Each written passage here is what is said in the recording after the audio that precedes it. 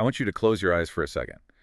Unless you're driving, of course. Yeah, definitely keep your eyes on the road if you're behind the wheel. Right, please do. But, you know, if you're sitting safely somewhere, just imagine the physical space around you shifting.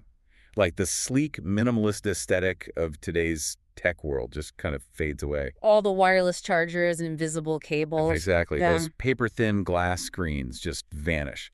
And in their place, this towering beige plastic monolith rises up on a heavily reinforced desk. Usually made of particle board, right? Oh, absolutely. The finest fake wood particle board. And the air fills with that faint electronic hum of a cooling fan that honestly sounds like a tiny jet engine getting ready for takeoff. I can hear it now. Right. So, welcome to the early 2000s computer room. It really was a highly tactile, almost imposing environment. It wasn't just some casual corner of the house where you check email on your phone. No, not at all. It was this dedicated architectural space. It demanded a massive portion of your home's real estate. Okay, let's unpack this, because that is our mission for you today in this deep dive. We are looking at this really fantastic article detailing 7 things every early 2000s computer room had. And it's a great piece. It is. Yeah. But we aren't just here to take a nostalgic trip down memory lane and, just list a bunch of obsolete beige hardware. Right. We're not just reading off a list of old stuff. Exactly. We are going to decode this highly specific era. Because the early 2000s, it represents this crucial bridge in our technological history. It's this fascinating collision point, really. A collision between what? Well, you have the heavy physical analog world, and it was desperately trying to contain and keep up with this explosive, invisible digital revolution. That's a good way to put it. Yeah, so when you look at the physical objects that define these rooms, you aren't just looking at old tech, you are actually looking at the exact mechanics of a society in transition. To really understand that transition, I think we have to start with how people actually accessed the digital world back then. Right, the gateway. Yeah. If you wanted to get online or, say, install a new piece of software, you couldn't just tap a piece of glass and pull it from the cloud in 3 seconds. Not even close. It was a fiercely physical, almost combative process. And it started with the literal gateway to the modem. Yeah. Today, internet connectivity is basically an invisible utility, like the air we breathe, right? You just expect it to be there. Exactly. But in the early 2000s, the modem was a highly visible and honestly a highly temperamental piece of hardware. Temperamental is the perfect word. Just to give you some context on this, modem technology was originally developed by the military in the 1950s. Wait, the 1950s? I had no idea it went back that far. Oh, yeah. It took decades for it to trickle down. Yeah. It wasn't until the 1980s that home models even hit the market, and then their adoption just accelerated rapidly across the 1990s. Right. But even in the early 2000s, they still didn't necessarily come as standard built-in features on every single computer. Really? You had to buy them separately? Often, yes. You had to buy them as completely separate external units that sat on your desk. And you couldn't just plug them into a router either. They had to be hardwired directly into your home's analog telephone system, which, honestly, that always blew my mind. Because of the infrastructure. Yeah, because you're trying to send digital code over copper wires that were designed strictly for human voices. And that is the core of the bottleneck right there. The word modem, it's actually a portmanteau for modulator-demodulator. Oh, I never knew that. Modulator-demodulator. Yep. So computers speak in binary, right? Ones and zeros, digital pulses. But the telephone network, it only understood continuous analog sound waves. So they didn't speak the same language at all? Exactly. So the modem had to take your computer's digital data, modulate it into audio tones, send those screeching sounds over the copper wire to your internet service provider, and then another modem on that end would demodulate that sound back into digital data. So it's basically like a translator trying to whistle a binary code over a tin can telephone line. That is a remarkably accurate way to describe the mechanism. Yeah, it was a literal mechanical auditory translation. Which is why you heard that famous chaotic dialing sound. That screeching static noise, yeah. And because it relied on the vocal frequency range of the phone line, you couldn't use the telephone and the internet at the same time. Oh man, the fights that caused in households. Get off the internet, I need to use the phone. Oh, totally. It wasn't until the very end of the 2000s that ADSL, which stands for Asymmetric Digital Subscriber Line, that those modems became widespread. And how did ADSL fix that? Well, ADSL figured out how to push data over frequencies that human hearing and standard phone calls just didn't use, so it finally separated the two and offered, dramatically faster speeds. But until that ADSL upgrade came along, getting online was literally a physical auditory struggle. It really was. Which kind of explains why getting new software was even more wild. I mean, the connection was Wow. just too slow to download anything substantial. You'd be waiting days for a single file. Right. So if you wanted to learn how to code, or find a new computer game, or figure out what hardware to buy, you didn't go to a website. You went to a magazine. Yes, the magazines were huge. Publications like Computer Shopper and PC Magazine were absolute Bibles for anyone building a computer room. They were required reading. And crucially, they weren't just text on paper either. No. They were physical delivery vehicles for software. Yeah, I love this part.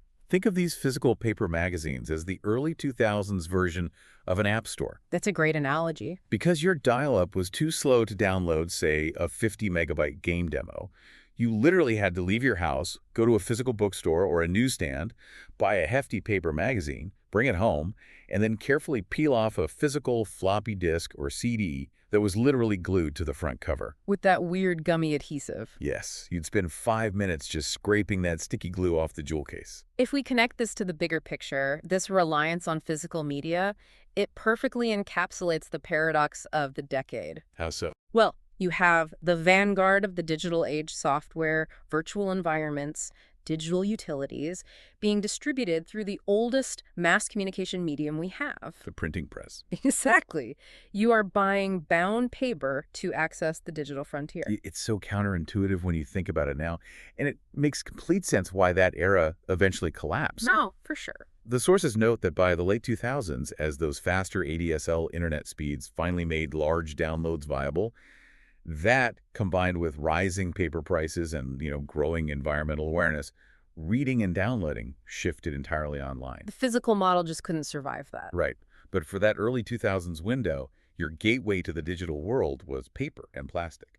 And because accessing information required all this tangible media, the magazines, the bulky instruction manuals, the huge stacks of disks, the computers themselves couldn't be these sleek, invisible devices. Right. Where would you put all that stuff? Exactly. The sheer volume of physical artifacts dictated the actual furniture in your home. You needed serious infrastructure just to organize it all. Which brings up a really interesting contradiction that the article points out.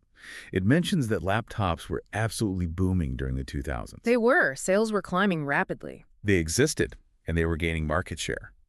But the quintessential early 2000s computer room was still dominated by these room-consuming desktop towers. The giant beige boxes. Right. So, wait, if laptops did exist, why did people willingly choose these cumbersome, room-dominating beast machines instead? It seems illogical now. It does. It's like having the option to drive a sleek, modern sedan, but actively choosing to buy a gas-guzzling, oversized military truck just because the sedan's battery might die halfway to the grocery store. Why didn't everyone just embrace the portability of the laptop immediately? It all comes down to the brutal economics of processing power and, honestly, the laws of thermodynamics at the time. Thermodynamics. Yeah. Oh, yeah. Miniaturizing computer components in the early 2000s was technically arduous. To get the computational power required to process what we now consider, basic digital tasks, let alone render a 3D video game, you needed significant hardware. You couldn't just shrink it down easily. No, you needed large motherboards just to hold the processors. And packing all that tightly together creates heat. Immense heat. When you shrink transistors and pack them closely together, they generate thermal energy. In a tiny laptop chassis, that heat has nowhere to go. It just bakes inside the plastic. Right. And it causes thermal throttling, where the computer intentionally slows itself down so it doesn't literally melt its own plastic casing. Wow. So to get high performance without melting, you need airflow. You need colossal cooling fans, large heat sinks, and a sprawling metal case.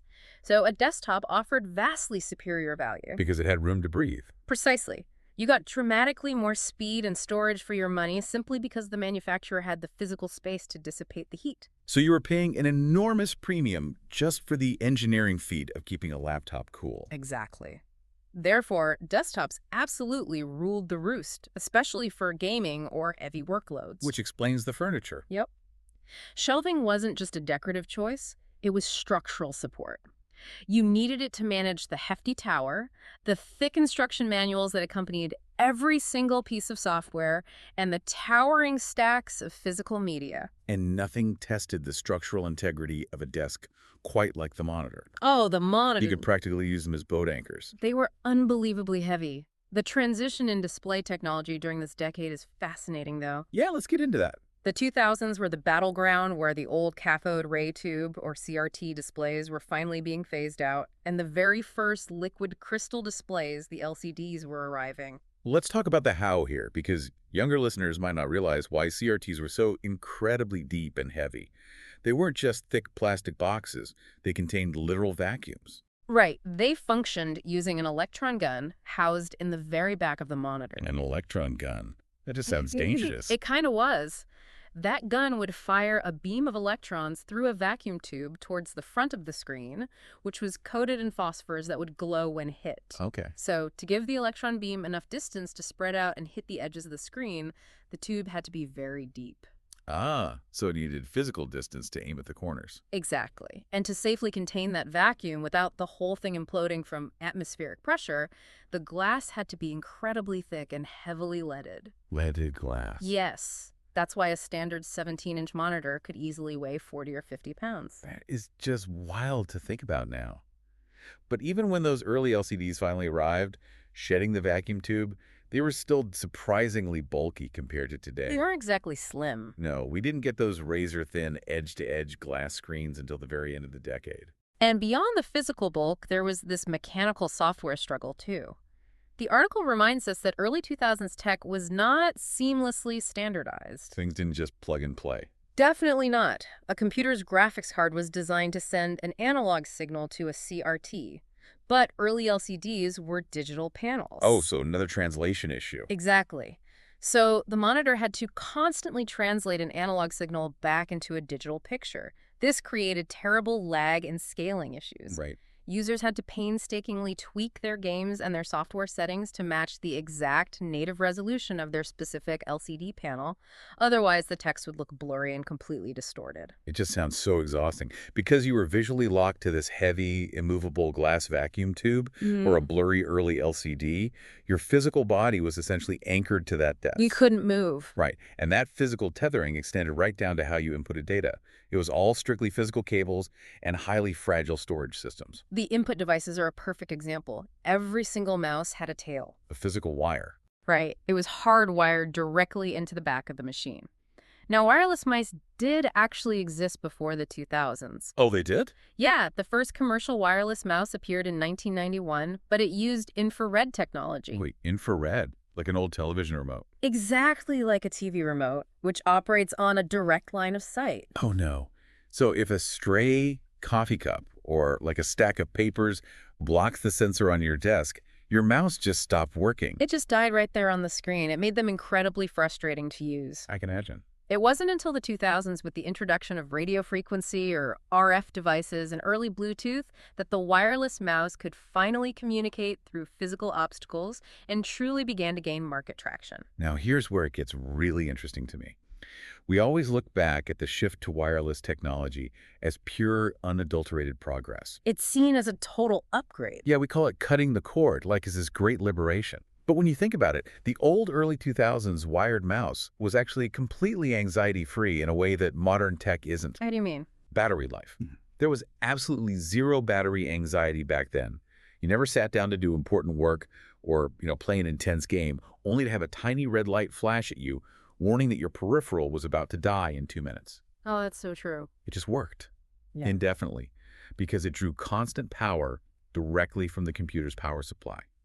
In our quest for an elegant, cable-free desk, we actually introduced the entirely modern headache of constantly having to manage charging schedules for our mice, our keyboards, and our headphones. What's fascinating here is that constant historical trade-off between aesthetic elegance and brutal reliability. Yeah. The wired mouse lacked elegance, but it was unfailingly reliable. And you can see that same dynamic in how people managed their data back then, too. The physical storage. Right. If you owned a computer in the early 2000s, you owned computer disks. Lots of them. Because programs were rarely contained on a single disk anymore. The software complexity was advancing rapidly, but the physical storage capacity was lagging way behind. To understand why, we have to look at the floppy disk itself. The original floppy was developed in the 1960s as a sprawling 8-inch square. 8 inches. That's huge. It was massive. Over the decades, it was miniaturized down to 5¼ inches, and finally to the ubiquitous 3½ inch hard-shell floppy. The physical embodiment of the famous save icon that we still use today. Exactly. But even the 3½ inch floppy only held 1.44 megabytes of data. Which is astounding. I mean, that is barely enough capacity for a single, modern, high-resolution photograph, let alone an entire software program. The limitation was entirely mechanical. Inside that rigid plastic shell is a thin, flexible magnetic disk, hence the name floppy. Oh, got it. The computer's drive uses a tiny magnetic head to read and write data onto concentric tracks on that disk. But in the early 2000s, there was a physical limit to how densely you could pack those magnetic particles before they started interfering with each other and corrupting the data. So you just hit a wall with how much you could squeeze on there? Right. So complex programs often required you to swap out multiple disks right in the middle of installing or running them. The physical limitations of that magnetic coating, it forced a kind of deliberate interaction.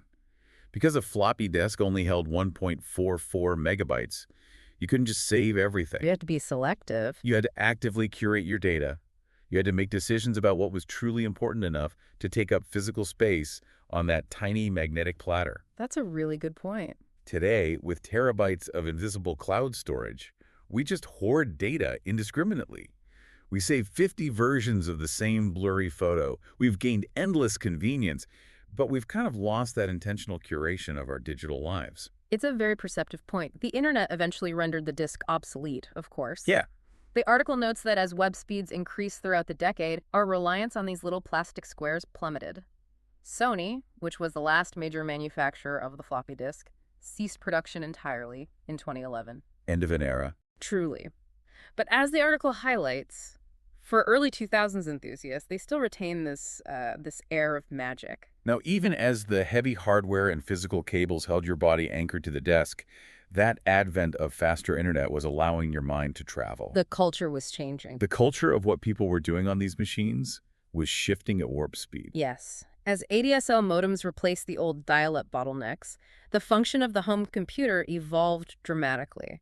For decades prior, personal computers were viewed as inherently serious tools. Suit and time machines. Exactly. They were substantial financial investments meant for word processing, managing spreadsheets, and doing professional work from home. But the 2000s changed that narrative completely. The article highlights that this decade saw an absolute explosion in multiplayer online gaming. It was a paradigm shift. The launch of Steam, the incredibly popular digital gaming storefront in 2003, is a major milestone here. Steam was huge. Suddenly, you had millions of people using these serious spreadsheet machines to connect with strangers around the globe in highly competitive, fast-paced virtual worlds. The computer room was no longer just a home office. It was a global arcade. But here is the funniest part about that transition to me. The software evolved, the culture evolved, but the physical furniture was still stuck in a corporate cubicle. It really was. Today, if you look at a gamer setup, there's an entire sprawling industry of specialized gaming accessories. You have mechanical keyboards with custom actuation switches, mice with adjustable weights, and of course the dedicated neon race car-style ergonomic gaming chair. The gaming chair alone is a multi-million-dollar industry today. You can't watch a streamer without seeing one. Right. But back in the early 2000s, none of that existed. None of it. So what does this all mean for the person sitting in that room? Picture yourself for a second. You are participating in this cutting-edge, futuristic digital revolution. You are playing massive multiplayer games online through Steam, interacting with people in real time across continents. A truly futuristic experience for the time. But physically, you are doing all of this while sitting in your dad's incredibly boring, squeaky, black, pedestal-based swivel office chair. Yep. The exact same chair he used to do his taxes. This raises an important question, though, about how manufacturing supply chains work. It shows us that human behavior and the digital culture we create in software almost always outpaces physical product markets. Well, that makes sense, because software is faster to make. Exactly. A software update can be coded and distributed in a matter of weeks.